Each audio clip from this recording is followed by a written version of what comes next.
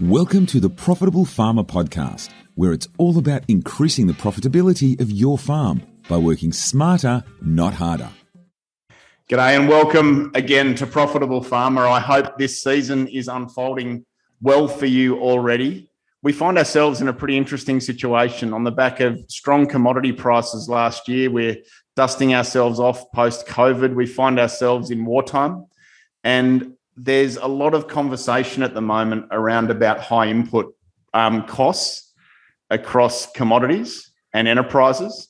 And I was actually at a buying group meeting that I've become a member of recently, and Tim Callan, the branch manager at Cootamundra, presented to us and presented a really compelling overview of what's playing out for all of us in our supply chains at the moment. And I've invited Tim to join us to connect and go through some of those broad categories and what Nutrien as a company are seeing and how that's playing out practically as we get into our new season. So welcome, Tim, and thanks for joining us.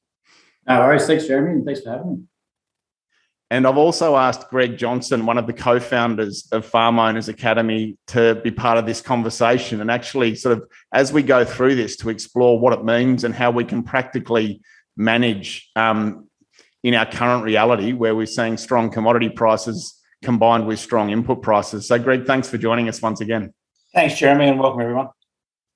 So, Tim, to launch in, would you mind just giving us your snapshot of what's playing out in supply chains? I presume that it's sort of compounded with COVID and logistics and, challenges getting stuff into the country. But would you mind just giving us a snapshot of what you're seeing? Yeah, no worries. It's obviously the last couple of years with COVID has been a challenge across the supply chain. Trying to get stuff into Australia has been difficult with shipping and obviously COVID restrictions. But what I might do is just bounce around across different sections of our business. Just touch on seed and ag chem and fertiliser. So dive into seed. It's pretty topical at the moment with everyone just about to start planting canola. A lot of grazing wheat's going in on the back of a bit of rain as well at this stage. We've seen a lot of the grazing canola is sort of now in the ground and starting to come up. Some people are even close to getting a first graze off that, but it was quite difficult supply-wise this year. We found that overseas, a lot of the production failed or had shorts and issues with air freight into the country. So as a result, we're seeing some lines of grazing canola actually come back at cost to the grower over $50 per kilo, which is a $20 per kilo price rise for what we traditionally see. We managed to get most of it in the ground with different varieties, but yeah, it was definitely a tight run there with supply coming in late by the time it did get here. As we move now into the more of the main season canola, a lot of the TT and Clearfield varieties have been okay for supply for the longer season. In our particular area, we saw the shorter season varieties a lot harder to source. And I think the majority of that has come down to the high demand for canola. People last year had really good pricing off the back of 2021, and it looks pretty good optimistic prices for 2022. So there has been a lot of the canola sown or look to be sown this year just on the back of these high commodity prices. We see that hopefully we'll have supply for most varieties. I know there is a few lines that have either failed or weren't able to actually get here in time. So that could be interesting to see how they go forward in the future. As far as pasture seed, we've got most of pasture seed lines have been fine to get this year. We've had no real issues there, but it could be a little bit tight towards the end with some of the flavours, but a lot of that new season production has now started to come online and being cleaned and treated and arriving in store now. In terms of ag chem, we're seeing significant price rises across the board. I'll just run through a few, like triolate has gone up by 11%, propyzamide 30%, atrazine, simazines up 50%, turbine 41%. Some of our MCPAs, LVE, up 26%. Clethodim, one of our major ones for canola, has close to double, and even Montral's been up 16%. So price rises across there have been significant, and that's majority of the products, I wouldn't say it's a minority, it's across the board there has been some form of price increase.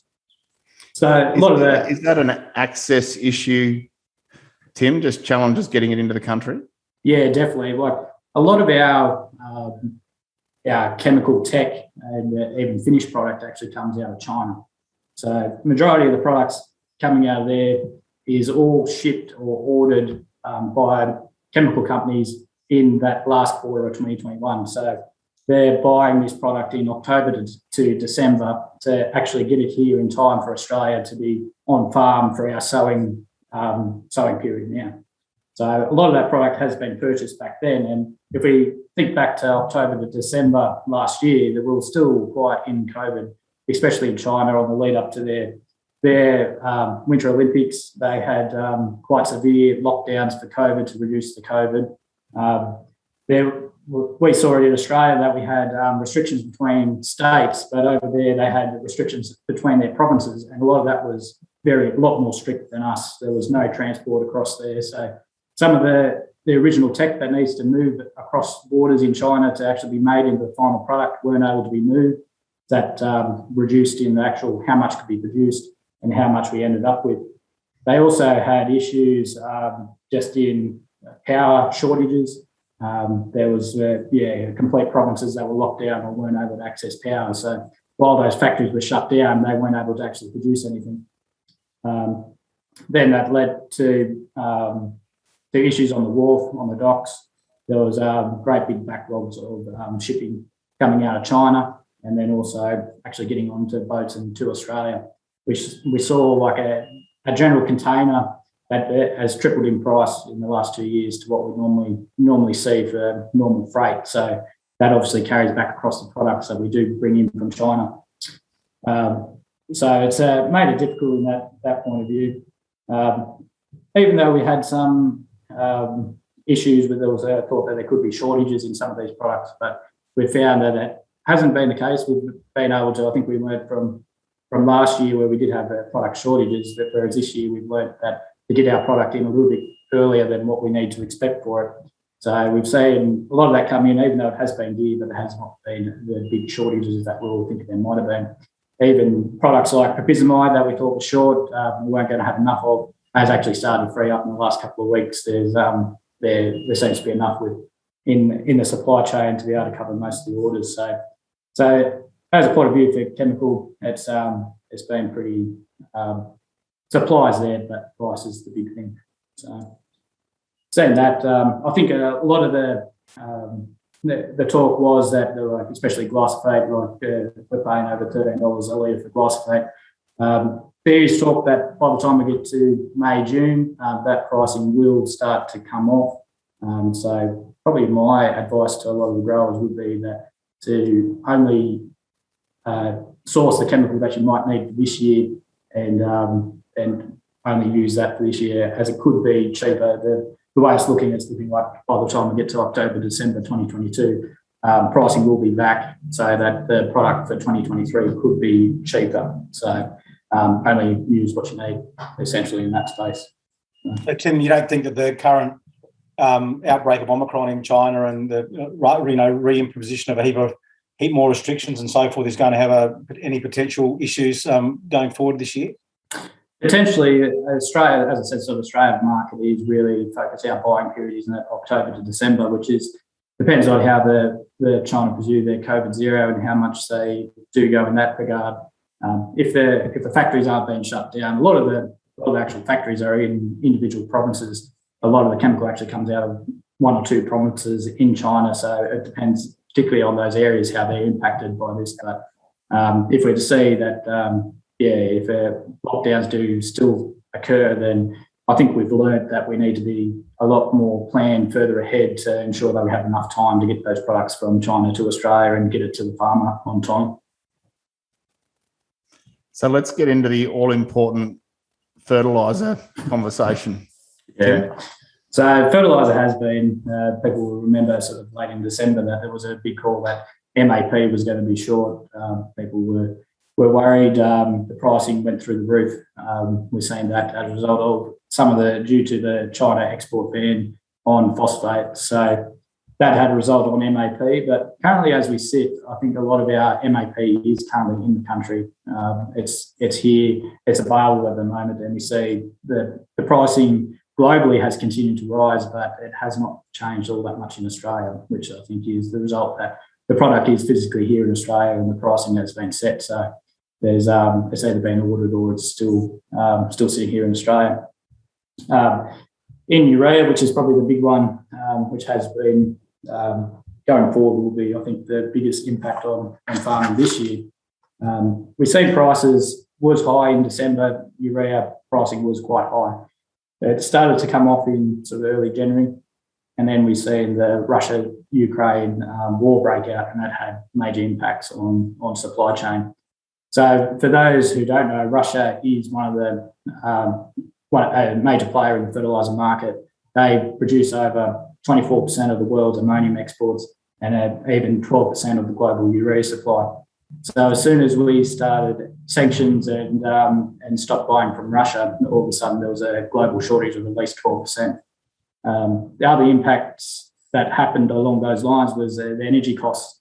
A lot of oil, natural gas comes from Russia. So across the world, if that is a short or there are extra sanctions placed on those commodities, then that has impact on cost of production in other countries, not just in Russia, but elsewhere in the world. So that has seen a rush around the world, the scramble to try and find that shortfall, and has resulted in urea pricing skyrocketing again right up to the point. In the last couple of weeks, we've seen it stabilise to a degree. It's still sort of sitting in that, probably landed back here in Cootamundra. We'll be still looking in that the 1600s for the urea back here at this stage. It does depend a lot what will happen in Russia and Ukraine, how long the war progresses. But it's not too far off for our growers to be starting to spread some urea and getting that onto emerging crops. So unfortunately, that's about where we sit today. Tim, with that, do you predict that we'll all be able to get what we need, or is there going to be a shortage? Yeah, there could be. So there is that hesitation by the grower not jumping in to buy fertiliser at this price, which has made the fertiliser companies nervous. They don't want to put ships on the water unless they know they've got them sold. So if there is an increase in demand above what the fertiliser companies have forecast, then yes, I think it could be definitely a shortage. If we decide that we do need to start buying urea, it possibly might not be there for when we do need it. It's a bit of a never-ending circle, that one. Yeah, it's really interesting. Greg, what's your take on this? Yeah, well, I mean, it's interesting, isn't it? It's a natural, I think, reaction when you see critical input prices go up to the degree that they have gone up.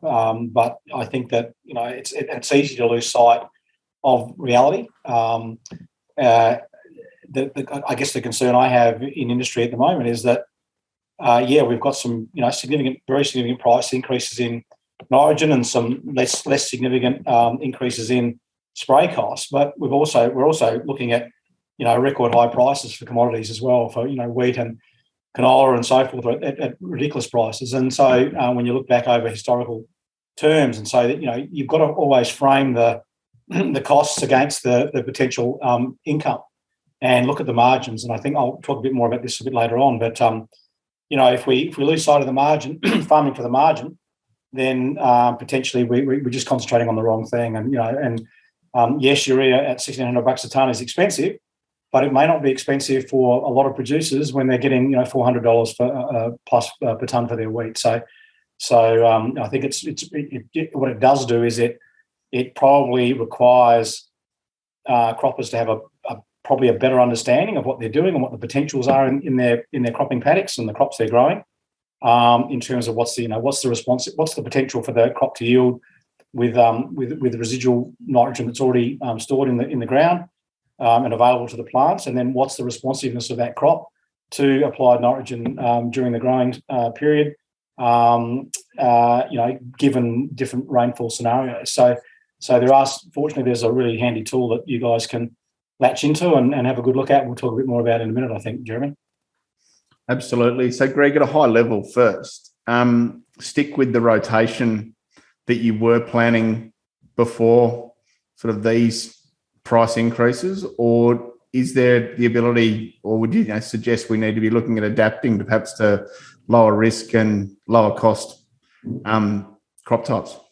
Look, I think it's very much a horses for courses scenario, and this is where if you're working with an agronomist, a specialist, you need to be having that conversation with them. I'm not a cropping agronomist. I don't even pretend to be one, but that's part of their job is to really help you to make decisions around what is the best scenario in these circumstances. But I know for a fact that there's going to be there's quite a few farms, particularly on the east coast, who are coming out of or coming into the sowing season with pretty full moisture profiles. So they're set up for pretty big yields if we get even a half average sort of a season in those areas. And so it would be a shame to lose the opportunity to capitalise on a good margin. I'm not saying the highest yield. I'm talking about the highest margin for the crops they're growing, and understanding how to achieve and what that highest margin crop looks like. Just requires a bit of work in the office, I think. Thanks, Greg. You mentioned farming for margin. Can you just expand on that a bit? What do you mean by that? A lot of people focus purely on optimal or more even maximum yield, almost at any cost. What do you mean by farming for margin, and how do you explain that to the layman?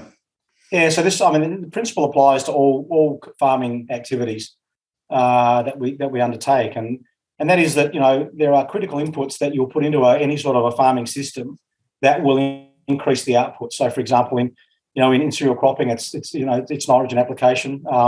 In grazing enterprises, it's stocking rate and things like supplementary feed that tend to get are associated directly with increases in stocking rate. And really, the art for the successful farmer is to understand what's their best marginal opportunity on the farm in that particular year. So, and in other words, the margin is the difference between the income you're generating and the total costs that are going into producing that commodity. And ideally, you want to be farming for the highest margin as much as possible. You want to be farming for the highest margin possible. Now, the highest margin is almost always not the highest yield. The highest yield, you can always increase yield in pretty well every farming commodity by just applying more input into it up to a limit. But normally that limit is well beyond the commercial reality. So, but the highest margin is often, significantly below the highest yield. And it depends on, what is the highest margin, depends on the price for the commodities that you can attract, and the costs of producing that commodity to that level of production. So, and we tend to lose sight of farming for the margin. And when you farm for the highest margin, you also are farming for the lowest cost of production. So there is a difference between being a low-cost producer and being a low-cost of production producer. If you're a low-cost producer, you're just focused on minimising your costs, full stop. And that doesn't mean you're going to be a low cost of production, because if you sacrifice on expenses, particularly direct expenses into any enterprise, and it results in lower productivity, then potentially your cost per unit output is higher than somebody else who might have a higher cost per hectare to produce the commodity, but produces a lot more of the commodity per unit area. So in the end, the most successful farmers are the lowest cost of production producers. They're not necessarily the lowest cost producers. And so, this is a classic scenario, I think, that we've got at the moment, a perfect storm for the cropping businesses, in that we've got these higher input prices for critical commodities like urea that are no doubt, will have a significant impact on the margin that people can produce, and understanding what is the best yield for, let's say, a wheat crop in a paddock that I'm growing that wheat in. What's the ideal yield that's going to give me the highest margin? And it won't necessarily be, and in fact, it definitely won't be the highest yield that you could attain, but it's going to be the highest marginal yield that we're looking at. So when you're doing the numbers on this, Greg, it's not looking at it on a per hectare basis; it's looking on a per tonne basis.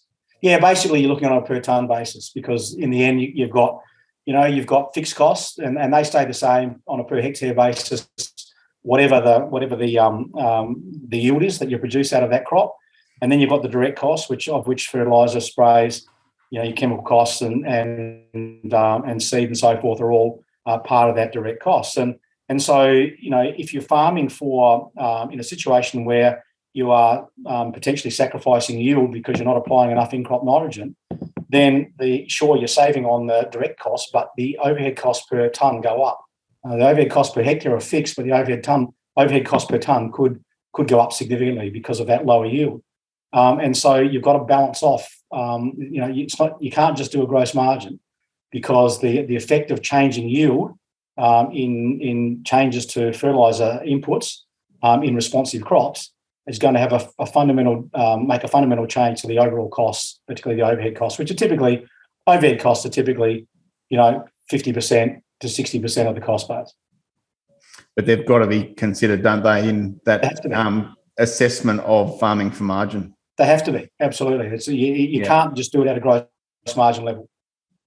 Yep. Tim, calling on your agronomy background, have you got any comment on farming for margin, and that, perhaps maximum profit isn't necessarily best yield? Yeah, definitely. I think from an agronomy point of view, we sit down and we start thinking about how much urea we'd need per tonne of grain, and how much it costs to produce that tonne of grain. It does start adding up pretty quickly for the farmer. And especially based on last year, last 2 years have been quite good seasons. So a lot of our nitrogen in the soil has been depleted. So urea will be required at some point to try and boost those crops. But what do we set the tonnage for our crops based on what's the expected yield?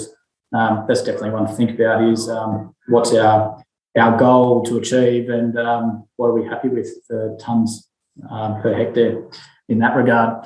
I think definitely farmers should be looking at deep end testing, working out what the urea requirements are and how much it's going to cost them to grow that crop. There's been plenty of people in my patch, which is more of a mixed farming. We have a lot of livestock in our area. A lot of people have actually even switched out some of the cropping into pasture phases just to capitalise on the high livestock pricing. So that's definitely been some of the discussions that we've had. People looking at alternative crops, growing pulses to try and return some more nitrogen into the soil rather than just chasing high yields with urea. But it's definitely something to think about on a whole farm level, what your program is. Yeah, great comment. Flexible farming systems and ones that can adapt to the season seem to be the ones that are the most resilient over time. And so, having that flex to be able to, as you say, bring in pulses or return some country to grazing to capitalise on the livestock optimism that is out there. Absolutely. We've all got those options in our planning, don't we? Yeah, definitely. If you can afford the livestock. That's true. Greg, would you mind speaking to the law of diminishing returns and even how that might apply when we look at how much nitrogen to apply to a paddock in this current climate? As I mentioned earlier, pretty much with all commodities that we produce, there are critical inputs that drive the output that we get from that commodity. So, and every unit of extra input. So let's talk about it specifically. Let's talk about it in a cropping sense, and let's talk about in-crop nitrogen. So for every unit of nitrogen that you apply, there's a cost. There's a set cost per unit of nitrogen. That depends on the price, and then depending on the responsiveness of the crop to that applied nitrogen, and that's that depends a lot on how much nitrogen is actually currently supplied to the crop. Is available to the crop, what moisture is available and so forth. But depending on the responsiveness of that crop to that applied nitrogen, you'll get a yield response. And so for every incremental increase in units of nitrogen that are applied, you'll get an increase in the potential yield up to a point. But as you increase that nitrogen supply, you'll get, it's not a straight line, so that the actual response to the next increment of N might start to slow down. You might get as big a response to the next unit of N that you got to the previous unit. So let's talk about it in terms of, let's say, 10 kilograms of N applied in crop applied. The first 10 generally you'll get a significant response depending on what nitrogen is available already in what nitrogen bank there is available. But you'll get a response, and then the next 10 you mightn't get quite as much response, and then the next 10 you'll get less response again, and eventually you can get to the point where with some of these inputs, it actually drives the yield the other way negatively. But the point is that when you think about it from a profit perspective, you've got each incremental increase in input is costing you X amount, and it's driving a certain amount of revenue increase. And at the point where that revenue increase, there is a point where that revenue increase is less than the actual cost of putting that extra unit of input in. So, and from a profit perspective, it starts to tip the profit negative. So it's this classic scenario in all commodities of the law of diminishing returns. Initially, when you start putting in inputs into a system, production system, it causes increases in productivity and increases in profit. And then over time, or as you keep adding those inputs, you may continue to get production, but the marginal cost of the next unit of input is not met by the extra profit or the extra income that's being generated. So the profit curve actually goes negative. So when we're talking about, the optimal margin, if you like, or the marginal position to be in,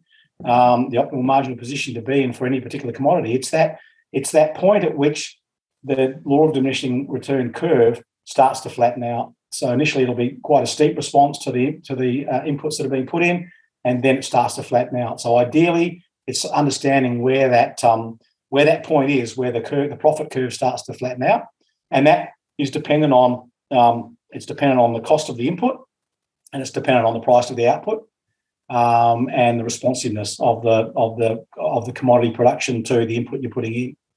So it's it's an art. Farming is an art, and understanding where that point is the art of farming.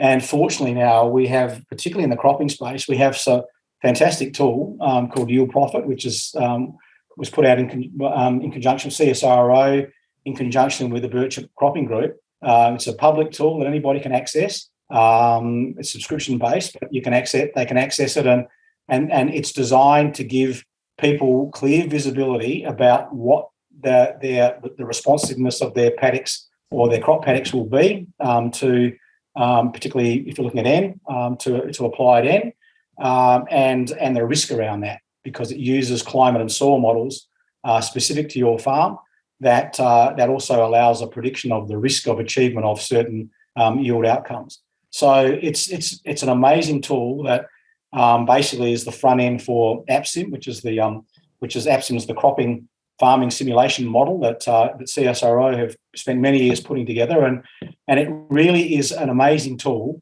for allowing agronomists and farmers to be able to really look at their crops, their cropping paddocks, and get a really good handle on, firstly, what is the potential yield for the paddock now, based on understanding what the soil type is, and then using soil tests to work out, as Tim said, look at what your deep nitrogen bank is now without any more applied nitrogen.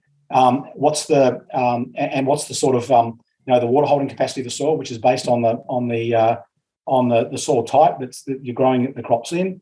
What's the current moisture profile within the soil, so that all those things determine, obviously at the start of the year, determine the potential yield given certain rainfall years. And then the model uses over 100 years of rainfall data and climate data to predict the risk around delivery of the yield, what the yields can be, and the risk of delivery of those yields.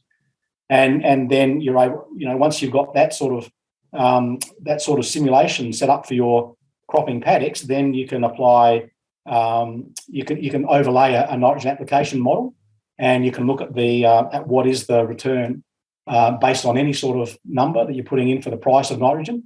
What is the potential return on that money being invested, and what's the risk around generating that return? It's an amazing tool, and really it takes, for those who are not using it in Australia, probably quite a few aren't, it takes the decision making around the things we're talking about today to another level. So just to be clear on that, it's Yield Profit, PROPHET. Yes, correct. So if you just Google Yield Profit, it'll be the first one that will come up. Yep. Thanks, Greg. Tim, in your time in agronomy, you've obviously come across models like this. Have you worked with Yield Profit, and Is it something you'd recommend? Yeah, definitely. Going through uni, and that we did used to play with APSIN, which is the crop side of it. You plug in what your regional rainfall based on what past yields and what your potential is. That gave you some numbers, and yield profit's probably a easier system to use. But it looks towards what, like Greg said, what do you expect your profit is? What's the yield you're trying to achieve, and what you need to do to work towards that yield? Is it within the scope? Are we going to have enough rainfall to cover that? Is there going to be enough moisture around? Have we got the inputs? Have we got nitrogen? Have we got MAP? Is it there right to go? And the only way to know truly is do a test to start with to give you a starting base, work out what you want to try to achieve, and then work your rates out based on that.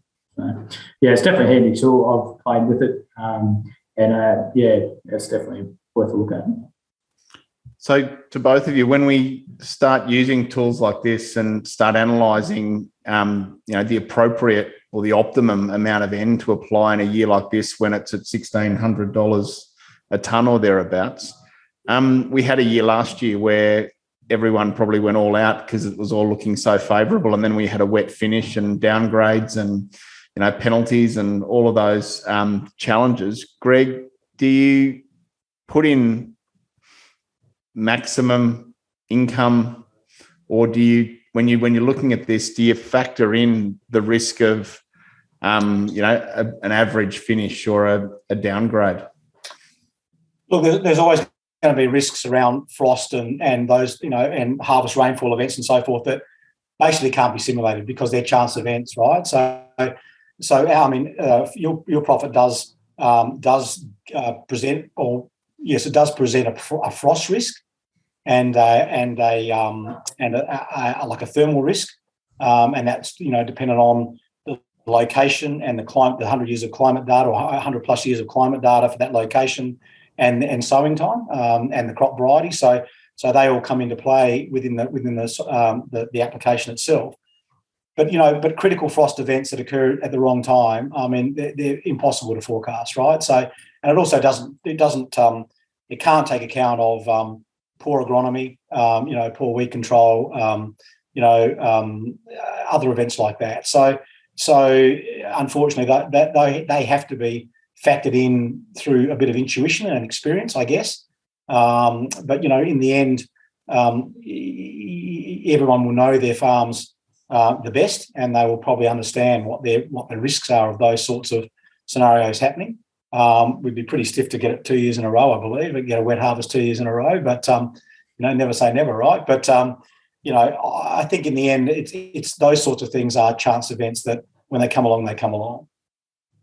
So in all of this, it just highlights the importance, to me, of making sure you've got the right advisors around you. And as you've both mentioned, having those agronomists that understand farming for margin and understanding optimum, not maximum. And then secondly, as you mentioned, Greg, get into the office, get the right tools around you and actually crunch the numbers. So you're not just making, from the hip style decisions around really big investments this year, like nitrogen.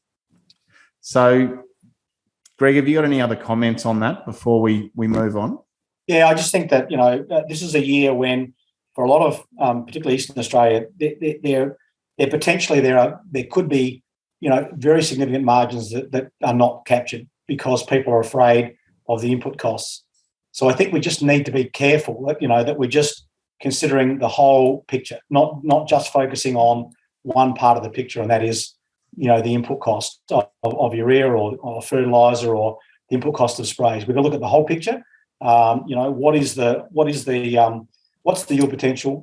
What prices can we expect? And if you're worried about whether current prices will be there at harvest, then then maybe think about, and you're going to commit to to trying to grow a crop that you believe will give you the best margin based on the evidence you've put together, then maybe think about some forward pricing opportunities to so that you're locking in those prices, so that you're not going to get caught with a significant downturn in pricing that's going to leave you adrift. So, and I think the other comment I want to make is that these principles apply equally well to grazing enterprises. So, we had obviously a lot of Australia's been through a significant drought a few years ago, and but it was also accompanied by really significantly good commodity prices as well. And so I think applying the same sorts of scenarios to things like supplementary feed costs, and understanding the ramifications of holding and feeding stock versus selling, and those sorts of things. They're just important ways of being able to make the best decisions around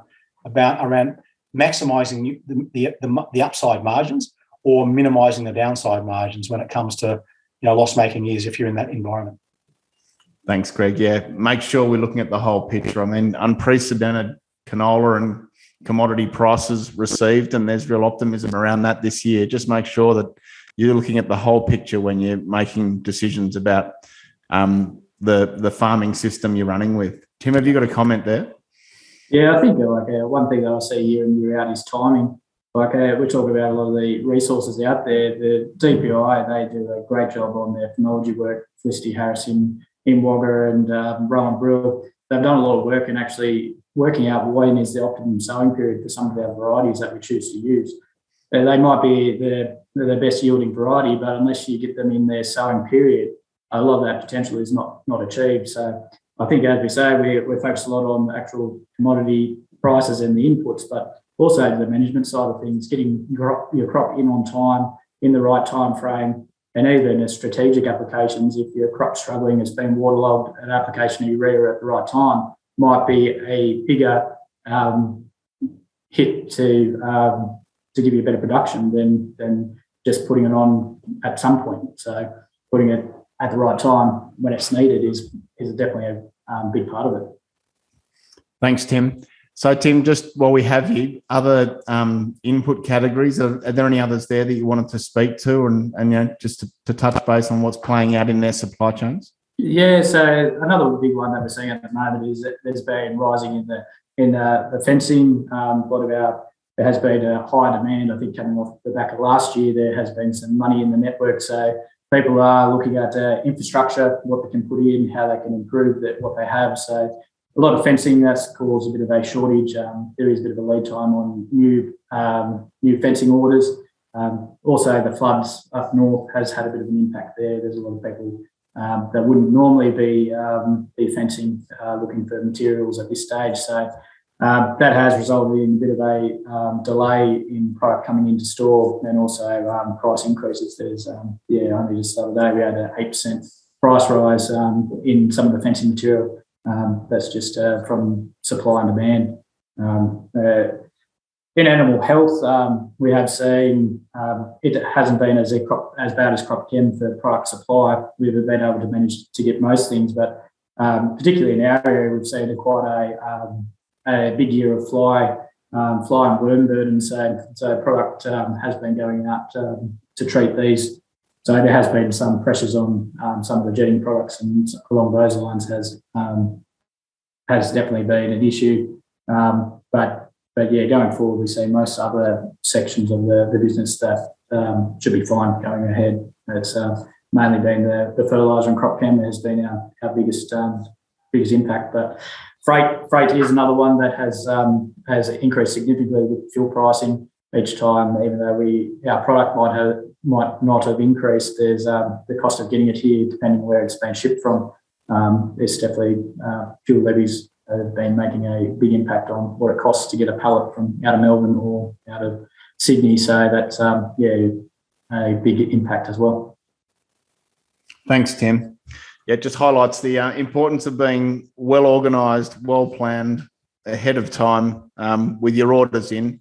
And as Greg touched on, with commodity prices strong and with the optimism that's out there, just make sure you're doing your numbers and looking at the whole picture. Sure, there are high input prices at the moment, but relative to the income we can achieve, keep being analytical and keep being confident in your decision making. Greg, comment from you just to finish off.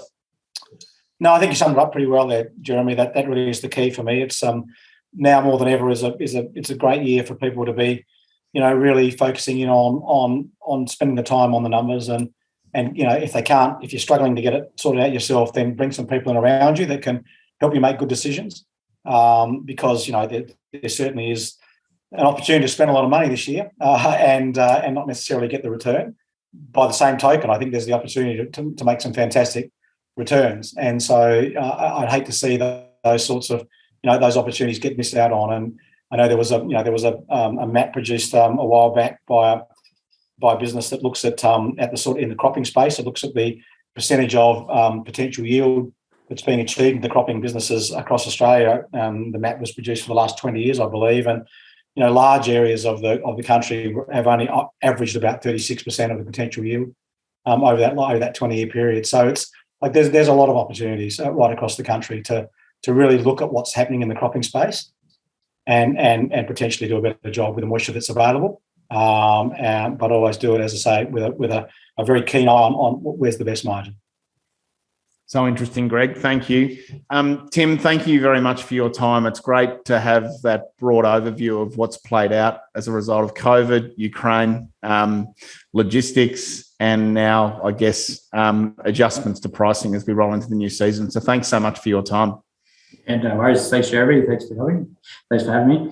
And all the best to the growers for the season. Thanks, Tim. And Greg, thank you for your comments as always. And just a reminder to all of you to go and have a look at tools like Yield Profit, Profit, PROPHET, and make sure that you are crunching the numbers as you go about some of these key decisions for this new season. Thanks, Greg. Cheers. Thanks, everybody. Thanks, Tim. Cheers.